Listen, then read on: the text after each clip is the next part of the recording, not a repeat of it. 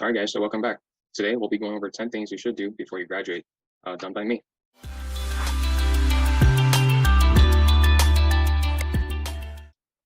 So the first one is cultivate grit. And so in particular, when you hear grit, what comes to your mind? And so for me, it meets these criterias when I hear grit.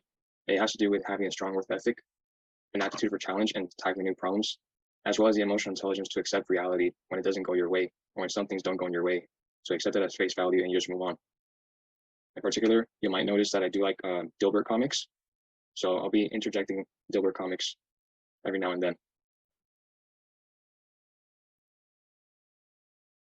So why start with grit? Well, why not just jump straight into technical things you should do before you graduate? I think I would be doing a disservice to everyone if we don't start with grit, because the truth is there's no syllabus for life. You don't go into college and graduate and then they give you a syllabus for life. And after all of that, you meet these certain outcomes. That's just not how it works. So as you go through life, and for me, it's the second law of thermodynamics, you're going to meet entropy. So if you're an engineer and if you know anything about entropy, then Thanos is right. You can dread it, you can run away from it, but entropy always arrives. And entropy is basically disorder. And we live in a universe where the second law of thermodynamics hopefully does prove correct. And there's always going to be disorder as a constant. Well, there's always going to be disorder increasing, also known as Murphy's Law. So if something may go wrong, it will go wrong most likely. Either it being plans, either it being people disappointing you. So life doesn't go your way. But beside that, the fact that you're here today and the fact that you took the time to be here means that you're resilient beings of change, and we all are. We're all capable of that. So when you go through life and you get slapped by problems or by whatever's going on, cultivate that grit and move on with it. And that's why it's important, because you'll need it. But how do you do it? So you might be saying this is great and everything, but how exactly do I start with that? How do I make that grit happen for me or cultivate that? It's pretty simple. And then for me, it took me a process of reading some books through a tough time I was in, but I recommend these books to anyone, particularly Mark Mason's book, The Subtle Art, and James Clear, Atomic Habits. And it's pretty simple. The formula is actually very simple. Mark Mason describes it as having a self-awareness onion. So these are different layers that you would categorize your different feelings and your consciousness. But at the deepest layer, you would have personal values. And so everything else that you do falls around what you value the most. Makes sense, right? So if you're changing something as deep as your habits or as deep as your values, you want to start there first, because it then surrounds your character. On top of that, I would also recommend finding your cornerstone why, because when you understand why you're doing things, everything else kind of falls in place. Then you can have the grit and bear with issues, because it's just temporary. You know why you're doing it, despite everything else falling apart.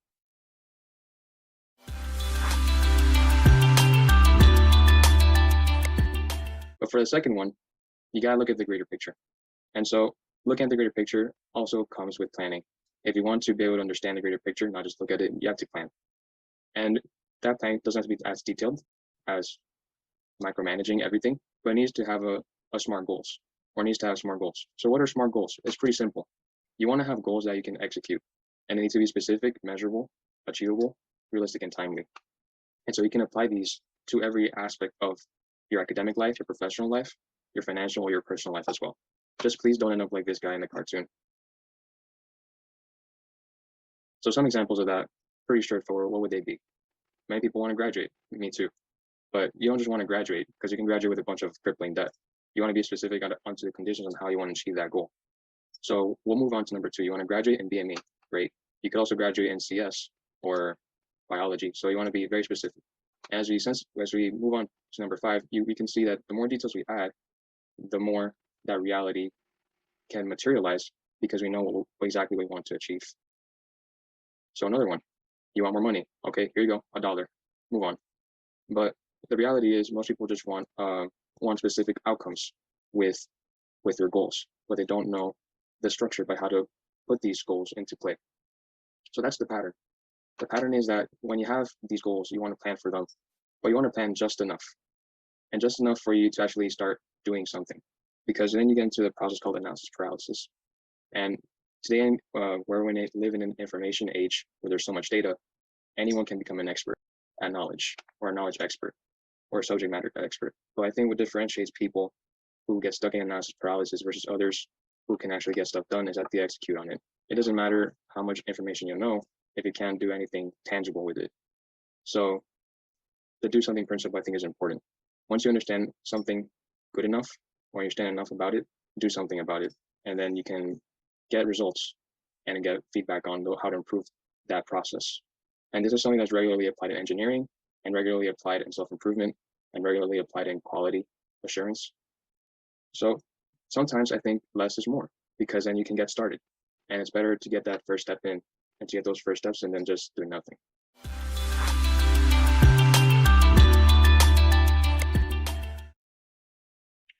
Number 3, and I think this is very important, you want to hone on financial education, and because you can be very book smart, undeniably. I met people smarter than me, but when it comes to handling finance choices, it just deserves a face palm. The good thing is you can learn it by yourself. So it is possible to learn it by yourself. There's a popular webpage called Investopedia and many other sources, but I would recommend getting started there. And you can learn about different asset classes, and we'll go a little bit into each one. So paper assets, this is what most people understand when they hear investments. We're talking about stocks, bonds, options, futures, notes, CDs, and NFTs. And if you don't understand any one of these, feel free to ask me at the end, or if not, just search it up on Investopedia. It'll explain, I think, to a good extent, the basics of what each are. Then we have real estate assets. So unlike paper assets, they only exist as on paper, or everything now is electronic. Real estate assets refer to an actual physical property that you can search up somewhere online, or you can search up on the county. And the biggest one would be Forex and crypto. So in terms of the market for Forex and crypto is much bigger than what we would say stocks or bonds. And the reason that's so is because we're talking about a greater market by which these investments circulate. You're talking about the United States and the global economy versus a small market of stock or a particular bond. But what's interesting about these is that they always occur as a currency pair. So whether it's cryptocurrency or a normal currency, you're trading one currency or you're investing one currency in relative to another. So that's how these transactions occur. And the fourth major asset class would be commodities. So as the title says, they're related to actual physical products. So you can invest in diamonds, or you can invest in gold, or you can invest in petroleum, and you would have the physical backing of that product. So this is a caveat. Investing is not trading.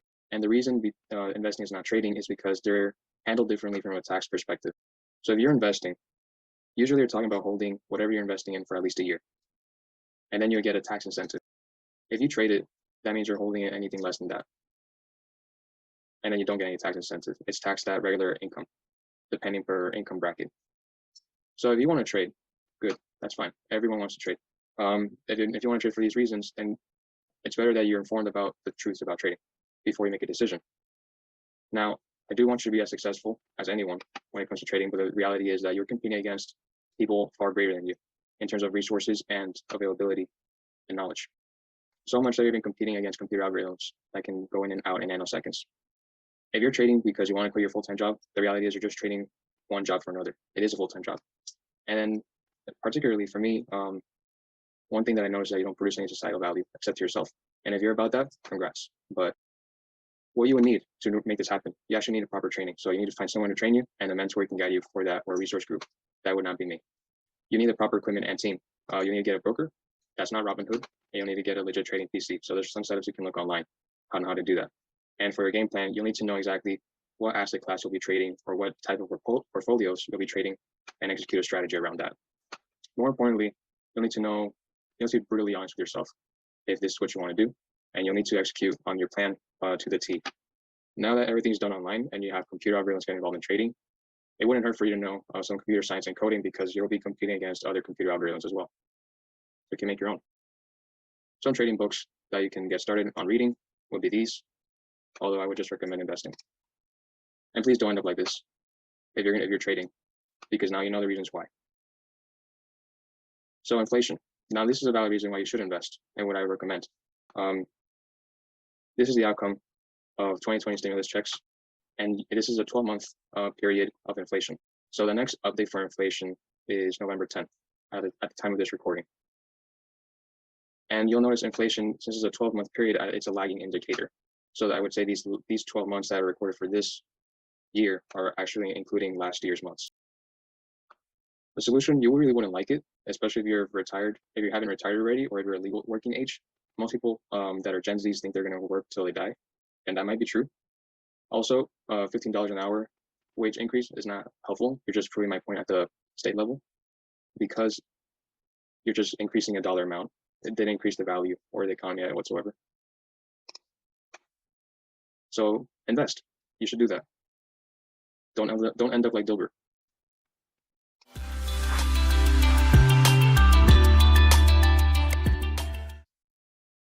So I'm going to switch over to an actual technical advice that would help you save your time and automate your email.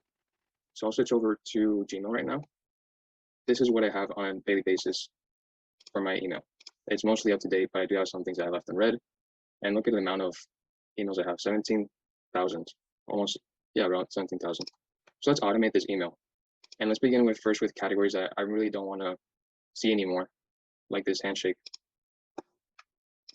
So we're going to go here and click filter messages like these.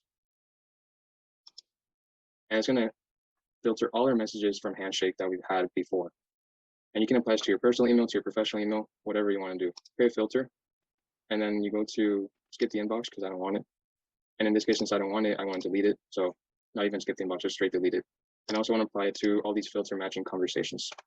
So this is one application that you can do for it. You can also categorize it in a way that archives it for you automatically, saves it for you automatically, or forwards it to another email automatically.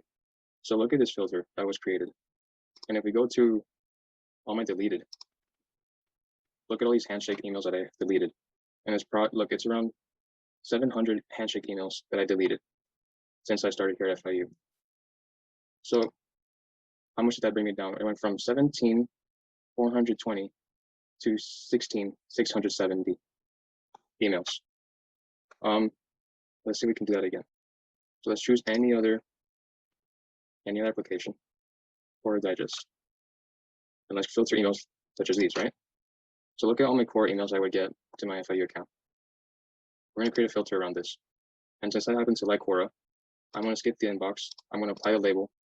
And I'm going to choose a new label called Quora. So I'm typing a new label. So there it is. Now I have a new label called Quora. And everything that's going to go there will be archived to that category. So let's check the conditions, skip the inbox, done. Apply a label Quora. And you can apply also these other conditions, but we're just going to create the filter. We're going to give it a minute for it to process the information.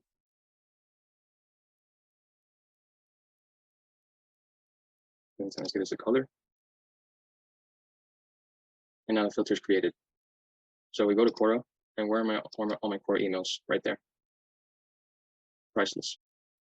Save yourself a lot of time.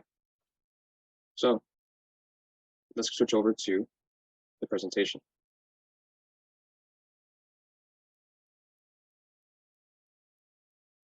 Automate your email or your Gmail or your Hotmail, whatever you have.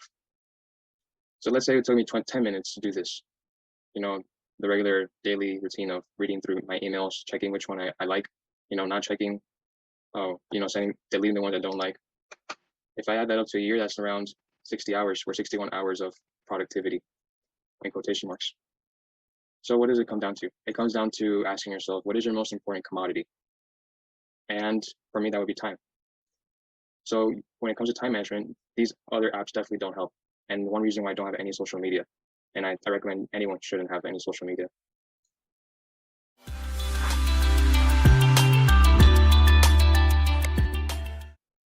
So number 5, polish skills beyond class. So class is nice and everything. It teaches you stuff, and I learned some things as well. But if you want to make yourself different from other people and make yourself an actual valuable candidate to a job or to anything you want to apply yourself at, then obviously you got to think of ways to make yourself different. Take that extra step.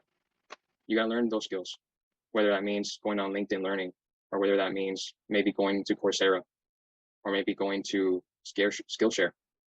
So however you want to learn those skills, you got to find a way, whether that includes anything that complements your major, technical or non-technical. If you want to take a creative route and do music on the side, that's fine as well.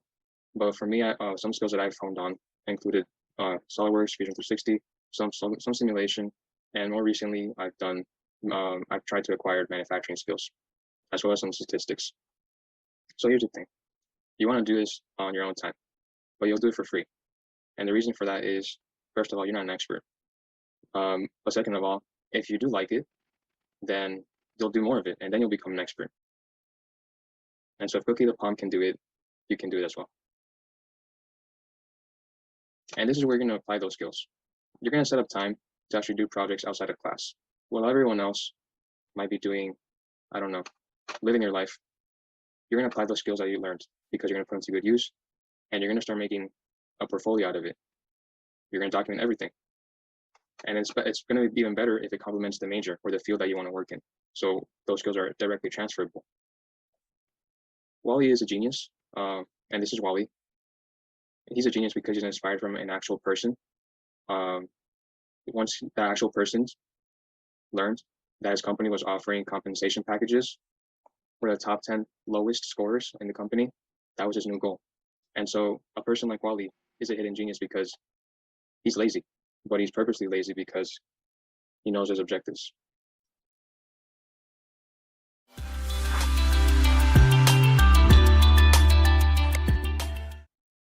So we're going to do with all those projects. This is the next step. You want to build a brand image, and building a brand image is going to be the platform. It's going to be the platform that you're going to use to project yourself in the marketplace. It's going to set you apart from everyone else. So you need to choose a platform, whether that's a professional platform if you're an employee, on a handshake platform if you're a student, a Quora platform if you want to do Quora, or if you're a gamer, depending, or musician, maybe Spotify, Twitch. You want to include your work and showcase it. So whatever it is, whether that's portfolio, resume, curriculum vitae, maybe a researcher, then you already consolidated it. You put in the time and you actually did it. Now comes the best part. You can control the story to however you want. And the main objectives from that is that you want to do some marketing. So I took a marketing class before I graduated, and it's helped me very great understand the different types of target audiences that people should look for and reach out to when they're trying to make a message across. And it really helps in terms of communication skills and getting your story across. So when you market yourself through these platforms, you can make the story however you want. How do you present your work? And what's that objective? What values do you want to other people to understand when they look at your work that you emphasize or that you manifest? Or what does this let other people know about you and what you do?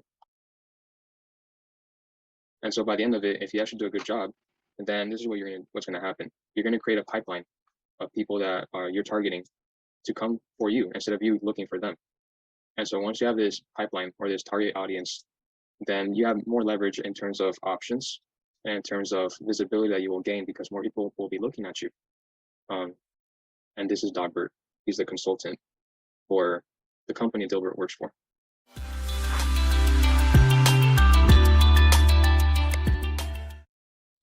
So in situations where you actually want to reach out to other people, since not everyone, everyone starts somewhere, this is one way to do it. So whether that's LinkedIn, whether that's Handshake, or whichever other platform you use, and I'm assuming you want to get a job, so there's some assumptions, but you can also apply this for professional connections, regardless of whether you want a job or not. But let's say you want a job, how do you do that? You want to connect with hiring managers. And the reason why it's hiring managers and not recruiters is because recruiters are what you call gatekeepers. Gatekeepers, they filter people. They filter people on purpose because that's their job. But their interest is to find the best candidates, not necessarily to connect with you. So the reason why we want to find the hiring managers is because they are the decision makers. So whoever makes that decision, whether it's a hiring manager or someone above the hiring manager or an engineer or a senior engineer, you want to connect with that person. And even better, if it's related to a specific company division that you want to work at. So let's say you're interested in biomedical, because you're all biomedical here, I'm assuming, or you're all engineers. Then let's say you like the cardiovascular division, or you like the manufacturing division. Find out who's the manager for that and connect with them on that platform. It's also even better if it's to a specific product that you actually want to work at in the future, or that they're doing improvements on, or continuous improvements. So let's say you're an Apple fan and you just love, Apple, the features they include in it, but you want to, be that next wave of change to Apple products. So connect with whoever's in power right now. whoever makes that hiring management decision. And third, if it's related to a future position that they would manage directly, either or indirectly through someone else. So since you can connect with a hiring manager who manages other managers, or you can connect with a senior engineer who manages other engineers. So, and once you have those 5 managers from each company that you connected with, or that's in your interest, you want to find one of them to have a Q&A session. And so that's either on LinkedIn or whichever platform. Reach out to them and see if you can hold an informational Q&A session. And so the difference between job hunting and networking is that job hunting means that there's strings attached, because the condition is you get the job or you don't. But if you're networking, it can anything goes. So you just want to have a chat with networking, and that's the main difference. There's no strings attached. And for a hiring manager, that's better, because it's just a casual talk versus a business decision. So what are you going to talk about? Well, you're going to talk about the same points or the same reasons as to why you connected with them in the first place, because that's the relevant application of it. It's related to the vision, product, or position. And the primary outcome that you want to understand with this, as you discuss with them, is that you want to learn about the culture, the team, the environment, and the work opportunities available, as well as the people. How is it over there, since you'll be working for a big chunk of your life? And some examples of questions you can ask them, is what are you enjoying the most about this company? Be honest about it. What's unique about the product that you particularly work with that's different from other products in the market, or that's different from other products in the company? What's so unique about the staff that you work with, or what are some team dynamics that you usually do? As from a manager position, you can ask them what a normal day it is from a manager position, or from that managerial position. Most of the time, they will be splitting their business hours between planning for the future and taking care of situations in the present as a managerial position. From an engineer perspective, they might be something along the lines of working out technical issues with a product, or continuous improvements with testing. And you can also ask them, what is one rewarding aspect, or what is the most rewarding aspect from this position that is not found elsewhere? So these questions, that they sound unique. And the truth of the matter is, if you're interested, then they really are. The difference just falls on you, whether you are interested. And finally, if you really like this position, or if you like this division or position or product, then you want to project yourself into that future position. Ask them genuinely, what are some habits or skills that I can improve to envision myself in this future position, because I want to do a good job, right? And most of the time, they'll give you honest feedback. So once that Q&A session is done, you want to be prompt with your time. So if you reach those 10 to 15 minutes max that you say you would take their time for, then tell them that this is enough time. Thank you for the feedback, but I want to cut it here. And this shows good on your part, because you deliver what you promise. So you give thanks for feedback, and then you offer to stay in touch with them. Pretty simple, right? But most people don't follow up. So you want to actually follow up, and this is what sets other people apart. So if it all goes well, outcomes that you would get from this, you would get actual connections in the industry that you want to get a job, or you might consider getting a job. And if later you change your mind about this industry, that's okay. You'll never know what doors close and which ones open. But at least now you understand what options are available for you. So don't go ahead and say that you don't know what you want to do when you graduate, because that's not an option anymore. You know this is in your arsenal. And more importantly, if you do like this position so much, or you just think you'll be a nice fit for this company, or for this, whatever it is, this team, then now you have a blueprint as to where or what gaps you need to improve on, so you can reach that. And it's not coming from just anyone like me. It's coming from someone who actually had that position, or who has that position right now. So after all of that, you say thanks, you consider their time. And it falls on you at the end of the day, if you like the position or not, because you're taking time off from that person's day to talk to them. So don't end up like this guy.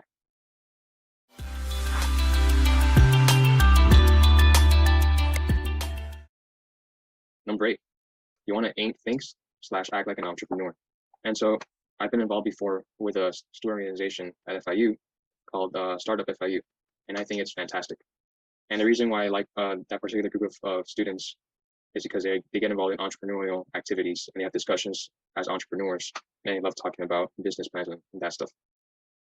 But what's different from entrepreneurs versus employees and versus other people in general? Yes, you do solve problems, and you do troubleshoot, and you do change things that need to be solved. But entrepreneurs, they take that first step, and they are pretty honest with their feedback, or they're pretty honest, and they put their money where their mouth is, where no one else wants to, because they're building infrastructure most of the time where it doesn't exist. or they're building something that's not there before, or they're delivering a product that was non-existent 10 years ago. So they execute and work harder than everyone else to get to what they want to achieve. And in that sense, they're the physical manifestation of the change that is needed in this world. And because of that, they fail a lot of times. But still they move past that and they don't take no for an answer. So they know what they want to achieve. And then should they reach a level of success that's very profitable in the process, they also brought a lot of people together for jobs. And I would think that's a win-win solution for everyone. And the reason why I guess entrepreneurs are like this is because they understand and they see something that no one else can. And the thing about progress is that no one recognizes progress as it's being made. They just see the final output, which is called success. But the real success is in doing the work. And entrepreneurs understand that, so they take the risk, they put in the work, and they get it done. And should they become millionaires? Well, I think they earned it because they did it.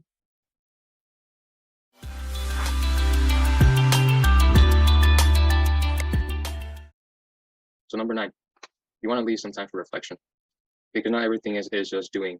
You want to be cautious and be conscientious about the things you do. And on top of that, you want to give thanks and help others achieve that same level of success, because I think success is fun, or even more fun when you have a team to do it, and when you bring other people along that journey with you, and you all succeed together.